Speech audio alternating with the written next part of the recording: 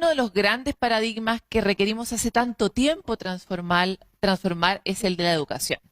Pero no lo hacemos lento, tenemos muchas resistencias sistémicas, resistencias culturales, y es por eso que hoy queremos hacer un foco especial en este tema, y para eso estamos con Santiago Rincón Gallardo, es director de investigación del equipo internacional Michael Fullan y doctor en educación de la Universidad de Harvard, entre muchos otros títulos como la mayoría de los científicos que tenemos acá. Muchas gracias por estar aquí. Un placer, Paloma. Muchas gracias. Quisiera partir muy brevemente tratando de entender por qué no logramos hackear la educación de la revolución industrial y seguimos en esta conversación todo el tiempo. Creo que hay algunas razones clave. Y la primera es la cultura. En general, la cultura es una fuerza conservadora. La cultura es la que nos permite tener ciertas ideas de que lo que va a pasar mañana va a ser similar a aquello con lo que estoy familiarizado. Entonces, la cultura, por definición, es una fuerza conservadora.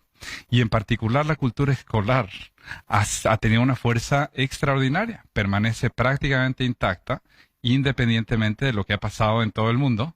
Y uno puede ver que la naturaleza del trabajo en las escuelas sigue siendo muy similar a como era hace más de 100 años.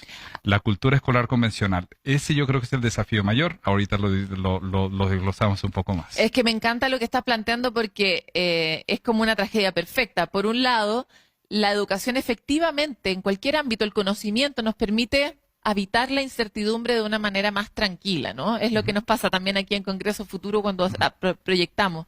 Sin embargo, cuando la educación no se renueva, claro, lo que termina haciendo es generándote, en teoría, una casita chiquita de seguridad, claro, pero una brecha infinita con la realidad, por supuesto, que te pone en mucho más riesgo, ¿no? Así es. Así es. Ahora, el gran y lo trágico de que no estemos cambiando es que ahora podemos ver una distancia muy grande entre el buen aprendizaje y lo que está pasando en las escuelas. Ay, qué pena que lo digas así porque para allá iba. Aprender es fundamentalmente un acto de libertad. Aprender es una práctica de libertad. Aprendemos bien cuando tenemos la autonomía para decidir qué vamos a aprender, cómo, por cuánto tiempo, cuándo, con quién. Así es como aprendemos bien todo lo que sabemos hacer bien. Aprender es un acto de libertad y esto es algo que está además bastante sustentado, que coincide con lo que la neurociencia del aprendizaje nos está diciendo sobre cómo aprenden los niños. Que es la pasión por explorar finalmente, por ¿no? Supuesto, es la excitación de explorar. Por supuesto. Nuestros niños a una edad muy temprana aprenden cosas extraordinarias, complejísimas. Aprenden a hablar, aprenden a caminar, aprenden a confiar en la gente o no. Aprenden varios idiomas y están en entornos donde se hablan varios idiomas. Aprenden cosas complejísimas, pero aprenden sin que les den clase. Aprenden básicamente teniendo exposición, estando expuestos a los modos en que los adultos hacen lo que ellos quieren aprender, hablar, en fin. Ay, Santiago, me encanta todo lo que estás planteando. Voy a ir lo más rápido para llegar lo más lejos. Sí, muy bien. Primero, libertad. ¿En qué términos? Ayúdanos a imaginar una educación libre. ¿Qué no tiene y qué sí tiene? Tratando de volverlo más concreto y menos abstracto. Claro. Bueno, lo primero que tiene es elección. O sea, si aprendemos bien lo que nos interesa, lo que tendríamos que hacer es ofrecer a los chicos un menú, un catálogo de opciones, dentro del cual puedan ellos involucrarse y que puedan investigar, que puedan explorar con profundidad en sus tiempos. Ya, pero ¿cómo haces, por ejemplo? Porque sabemos, por ejemplo, que hoy día es demasiado importante que la mayoría de las personas entendamos sobre el mundo digital.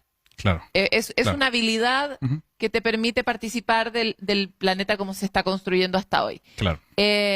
¿Cómo hago para que personas diversas se interesen en esto? ¿Cómo los caso? ¿Cómo los atraigo? Lo primero que hago es escucharlos, es entender qué les interesa a ellos. No vengo yo para decirles esto es lo que tienes que aprender. Más bien regreso la pregunta y volteo el proceso y lo que hago es conocer a tus estudiantes. Me gustan las macroalgas del sur de Chile. Perfecto, y entonces con eso lo que tienes es un muy buen punto de entrada al conocimiento más amplio. La biología marina, la sobrevivencia, la evolución. Hay muchas cosas que puedes conectar allí. La idea entonces es pensar en los intereses de los chicos como el punto de entrada para explorar las disciplinas académicas, para ver lo que tiene que ofrecer el currículo, en fin. Pero lo hacemos de manera que el punto de entrada, de nuevo, es lo que les está interesando a los chicos, no lo que dice el programa que tienen que saber. ¿Y cómo llegó del alga al mundo digital? Bueno, claro, la cosa es, una vez que uno empieza a plantear preguntas con los estudiantes, el mundo digital va a ser una herramienta fundamental que tienes que utilizar para acceder a la información, claro, a la información que te va a permitir aprender sobre las algas marinas. Ahora, en esa misma línea, ¿cómo haces con escuelas, voy a decirlo como si fueran atestadas de niños? Porque no son escuelas que están capacitadas para recibir esa cantidad de niños, escuelas llenas de niños, cada uno un universo, con un interés distinto, para practicar la libertad. Bueno, la cosa es, el problema es que la escuela convencional lo que ha hecho es crear escasez inducida de tiempo. El problema de atender a muchos niños es un problema cuando el maestro solo está a cargo del grupo completo, cuando se entiende que la fuente de conocimiento es solo el maestro.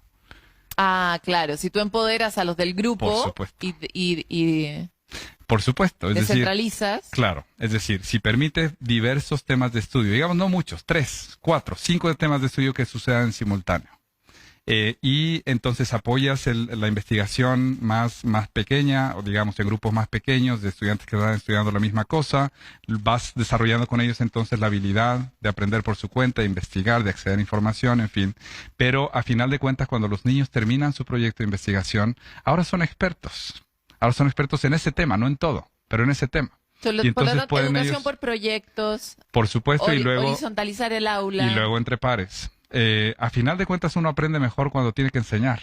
Y entonces la ventaja de aprovechar a los estudiantes es que primero uno puede atender entonces uno a uno mejor a todos, y uno asegura los dos ingredientes fundamentales que forman el buen aprendizaje. Uno es el interés del que aprende, pero la capacidad del que enseña también. Uno tiene pequeños maestros en los estudiantes que cuando les damos la oportunidad de hacerlo, lo hacen con mucha responsabilidad y con mucha eficiencia. Una de las grandes resistencias que vivimos en Chile proviene del mismo gremio de los profesores, que con distintas razones conocieron un mundo y están en otro, ¿no? Viven en otro. Primero, ¿cuáles son las habilidades que esos profesores necesitarían adquirir para enseñar con libertad? Yo creo que la fundamental es, yo creo que es menos un asunto de personalidad de los profesores y de nuevo más asunto de la cultura escolar que hemos creado alrededor de ellos. Por ejemplo, tenemos la expectativa de que el maestro lo sabe todo, que no se equivoca, que tiene las respuestas. Y esa es la imagen que hemos formado como sociedad de lo que es un maestro, de lo que es un líder escolar. Y la palabra es muy fuerte, ¿no? Estaba pensando entre la diferencia de, en vez de llamar al maestro, llamarlo tutor, ¿verdad? Esa podría ser una manera de hacerlo. Guía, claro. llamarlo, ¿verdad? Claro. Entonces, darle carga. Claro. Entonces está esa expectativa social que ponemos sobre los maestros. El problema es que para aprender uno necesita equivocarse. Y una de las maneras más potentes que tenemos para ayudarles a los chicos a que desarrollen, redescubran su poder para aprender, es que vean a maestros adultos aprendiendo.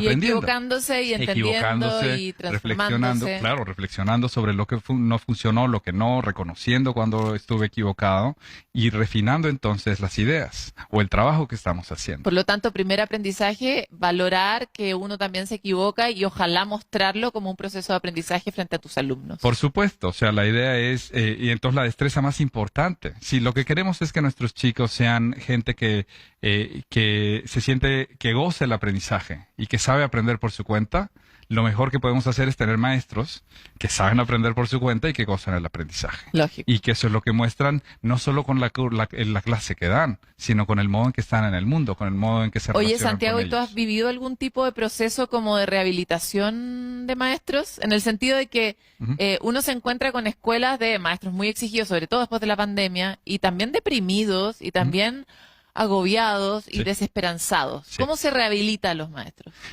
La fuerza fundamental, la energía fundamental de transformación que podemos aprovechar para transformar no solo lo que pasa en las aulas, sino en escuelas y en sistemas educativos enteros, reside en lo que se ha venido a llamar el núcleo pedagógico. El núcleo pedagógico es el vínculo entre el que enseña y el que aprende en la presencia de un objeto de conocimiento. Ese triángulo, la dinámica aquí a ese interior, ahí es donde hay almacenada una cantidad de energía extraordinaria. Así como adentro de un núcleo de un átomo existe mucha energía que al ser liberada crea explosiones extraordinarias. En el núcleo pedagógico hay mucha energía. El problema es que la mayoría de los intentos de reforma escolar no han sido capaces de cambiar lo que sucede ahí, en el núcleo pedagógico. Se han cambiado muchas cosas. Hay nuevas tecnologías, hay nuevos edificios, nuevos currículos, nuevas pruebas. ¿Cómo se cambia eso? Se cambia creando experiencias. Primero, donde los maestros viven y redescubren ellos mismos su poder para aprender. Esa es la primera. Porque eso te mueve.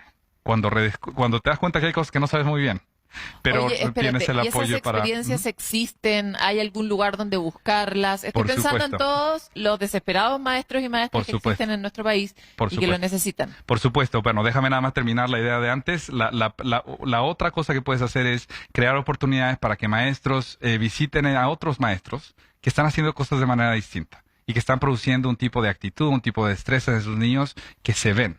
Niños como Tomás, el día de ayer, que sabe lo que es esta tecnología. Ha habido de la que varios habría. en Claro, este congreso. claro.